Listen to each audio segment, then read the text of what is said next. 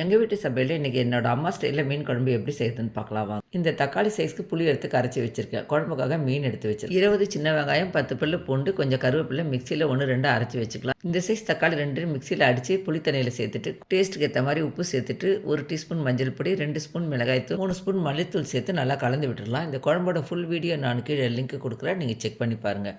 இப்போ ஒரு கடாய் வச்சு நல்லெண்ணெய் சேர்த்துக்கலாங்க. நல்லெண்ணெயில் செய்தால் தான் மீன் குழம்பு நல்லாயிருக்கும். எண்ணெய் காஞ்சதும் கொஞ்சமாக சீரகம், கடுகு, வெந்தயம், உளுத்தம் பருப்பு சேர்த்து பொரிஞ்சதும் கருவேப்பிலை சேருங்க. கருவேப்பிலை சேர்த்ததுக்கப்புறமா 1, 2 அரைச்சி வச்சுருக்க பாருங்க. சின்ன வெங்காயம், பூண்டு, கருவேப்பிலை அதெல்லாம் சேர்த்து பச்சை வாசனை போனதுக்கப்புறமா இறக்கி வச்சுட்டு நம்ம கலந்து வச்சுருக்க புளி தண்ணியை வச்சுங்க. அதுலேயே இந்த தாய்ச்சதெல்லாம் கொட்டி கொஞ்சம் நேரம் நல்லா கொதிக்க வைங்க. திக்கானதுக்கப்புறமா நம்ம எடுத்து வச்சுருக்க மீன் போட்டு 2 நிமிஷத்தில் திறந்து பார்த்தீங்கன்னா எண்ணெய் பிரிஞ்சு குழம்பு ரொம்ப சூப்பராக ரெடி ஆகிடும். இதில் 1 ஸ்பூன் மிளகுத்தூளும் எடுத்து வச்சுருக்க கருவேப்பிலையும் சேர்த்து 1 நிமிஷத்தில் கேஸ் ஸ்டவ் ஆஃப் பண்ணிவிடுங்க. பிரமாதமான டேஸ்ட்டில் மீன் குழம்பு ரெடி ஆகிடும். ட்ரை பண்ணி பார்த்துட்டு எப்படி இருக்குன்னு சொல்லுங்கள். தேங்க்யூ.